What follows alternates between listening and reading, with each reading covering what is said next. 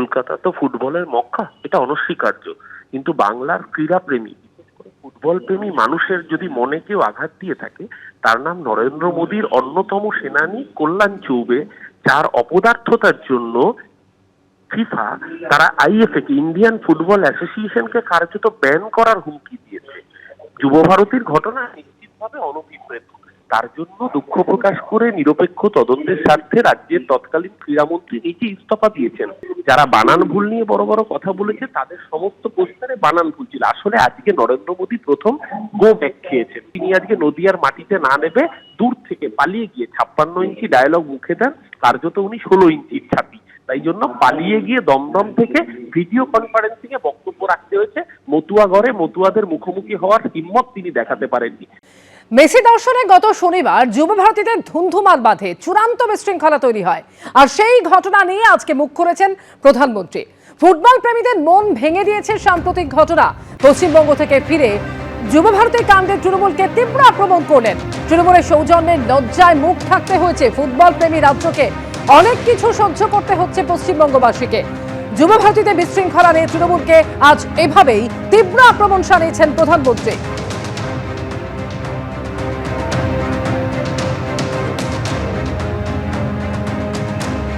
আর এই প্রসঙ্গে গত শনিবার যুব ভারতীতে যে চূড়ান্ত বিশৃঙ্খলা তৈরি হয় তা নিয়ে আজকে মুখ খুলেছেন প্রধানমন্ত্রী। ফুটবল প্রেমীদের মন ভেঙে দিয়েছে সাম্প্রতিক ঘটনা। পশ্চিমবঙ্গ থেকে ফিরে যুব ভারতী কাণ্ডে তৃণমূলকে তীব্র আক্রমণ করেছেন তিনি। তৃণমূলের সৌজন্যে লজ্জায় মুখ ঢাকতে হয়েছে ফুটবল প্রেমী রাজ্যকে, অনেক কিছু সহ্য করতে হচ্ছে পশ্চিমবঙ্গবাসীকে। যুব ভারতীতে বিশৃঙ্খলা নিয়ে তৃণমূলকে তীব্র আক্রমণ করেছেন তিনি। আজকে রাজ্যে আসেন তিনি এবং তাহিরপুরে তার জনসভা ছিল। যদিও সভাস্থল পর্যন্ত তিনি পৌঁছতে পারেননি, কিন্তু অডিও বার্তার মাধ্যমে তিনি বক্তব্য রাখেন। বিভিন্ন ইস্যুতে তিনি রাজ্য সরকারের বিরুদ্ধে, তৃণমূল কংগ্রেসের বিরুদ্ধে তিনি সুর চড়িয়েছেন। যদিও রাজ্য থেকে ফিরে গিয়ে এবার গত শনিবার যুব ভারতী কাণ্ড প্রসঙ্গে আজকে এভাবেই সুর চড়ালেন প্রধানমন্ত্রী নরেন্দ্র মোদী।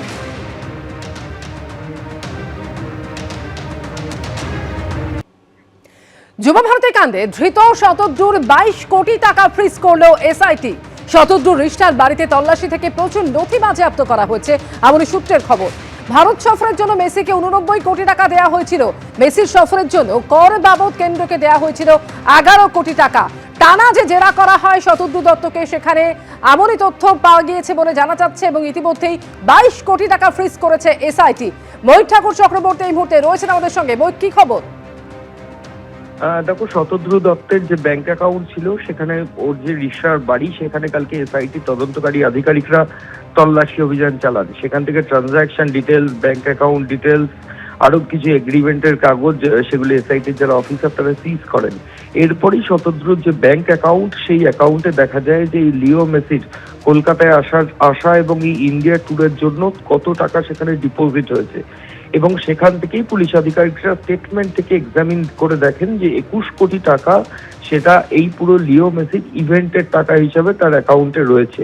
এবং তারপর তদন্তকারী আধিকারিকরা আজকে সেই বেসরকারি ব্যাংকে রিকিউজিশন দিয়ে ওই টাকাটাকে ফ্রিজ করেছেন এবং আপাতত ওই টাকা ফ্রিজ করে দিয়েছে বিধাননগর কমিশনারেট, এবং সেটা বিধাননগর আদালতে আজকে এসআইটির তরফ থেকে জানিয়েও দেওয়া হয়েছে যে শতদ্রুর 21 কোটি টাকা সেটা পুলিশ আধিকারিকরা সিজ করেছেন। এর পাশাপাশি তাকে এক্সামিন করা হয়েছে গতকাল প্রায় 5 ঘন্টা, এবং শতদ্রুকে এক্সামিন করার পর শতদ্রু যেটা এসআইটিকে জানিয়েছে যে লিও মেসির ইন্ডিয়া ট্যুরের জন্য 89 কোটি টাকা সে লিও মেসিকে দিয়েছে, 11 কোটি টাকা ভারত সরকারকে ট্যাক্স দিয়েছে, এবং এই 100 কোটি টাকার হিসেব বোঝাতে গিয়ে সে বুঝিয়েছে যে 30 কোটি টাকা টিকিট থেকে পেয়েছে, 30 কোটি টাকা অ্যাডভার্টাইজমেন্ট থেকে পেয়েছে শতদ্রু, এবং বাকি টাকা হায়দ্রাবাদ এবং দিল্লি, মুম্বাই থেকে যারা ওকে ফাইন্যান্স করেছে সেখান থেকেও জোগাড় করেছে। এমন তথ্যই পুলিশ আধিকারিকদের কাছে দিয়েছে। এখন পুলিশ আধিকারিকরা পুরো শতদ্রুর যে স্টেটমেন্ট সেটা ওরা রেকর্ড করেছেন এবং তারপর সেটা রি-এক্সামিন করা হবে। অন্যান্য যে সমস্ত তথ্য প্রমাণ পাওয়া যাচ্ছে তার সাথে মিলিয়ে দেখা হবে যে শতদ্রু যেটা বলছে সেটা ঠিক বলছে কি। ধন্যবাদ মৈক। আর এবার আপনাদের দেখাবো গত শনিবার ঠিক কি হয়েছিল। যুব ভারতীতে যখন মেসির অনুষ্ঠান ছিল তখন চূড়ান্ত বিশৃঙ্খলা তৈরি হয়। যে হাজার হাজার দর্শকরা এসেছিলেন তাদের অভিযোগ ছিল যে তারা মেসিকে দেখতে পাননি, একটিবারের জন্যও তারা দেখতে পাননি। হাজার হাজার টাকার টিকিট কেটে তারা এসেছেন। For being a generational talent who blends over a decade. It's 2026. যুবভারতীতে ফাউল প্লে একদম পছন্দ করেননি মেসি। প্রভাবশালীদের চাপেই মাঠেও মাত্রাতিরিক্ত ভিড় হয়েছিল। প্রথমে 150 জনকে গ্রাউন্ড অ্যাক্সেস কার্ড দেওয়া হয়েছিল, পরে প্রভাবশালীদের চাপে এই সংখ্যাটাকে 3 গুণ বাড়াতে হয়। জেরার মুখে এমনই বিস্ফোরক দাবি করেছেন শতদ্রু দত্ত বলে সূত্রের খবর। পিঠে হাত দেওয়া, জড়িয়ে ধরা পছন্দ করেননি মেসি। বিদেশ থেকে আসা নিরাপত্তারক্ষীদের জানিয়েছিলেন সেটা, বারবার ঘোষণা করেও কোনো লাভ হয়নি। জেরার মুখে এমনই দাবি করেছেন ধৃত শতদ্রু দত্ত। It's 2026. এক দশক ধরে তৃণমূল কংগ্রেসের যে একচেটিয়া একদলীয় আধিপত্যবাদ, যে বিধ্বংসী আধিপত্যবাদ প্রতিষ্ঠা করে দিয়েছিল, তার বিরুদ্ধে মানুষ রাস্তায় নেমেছিলেন জীবনের দাবিতে, জীবিকার দাবিতে, মানুষের মেধার মর্যাদাকে রক্ষা করবার দাবিতে। আজকে সেই প্রতিবাদ আবার আমরা দেখলাম লিওনার্ড মেসিকে কেন্দ্র করে। আজকে একটা স্টেডিয়াম জুড়ে মানুষ বলছে একসঙ্গে দাঁড়িয়ে, বর্তমান প্রজন্ম চোর চোর বলে চিৎকার করছে একটা সরকারের দিকে তাকিয়ে। এই নজিরবিহীন দৃশ্য আজ এর আগে কোনোদিন মানুষ দেখেনি।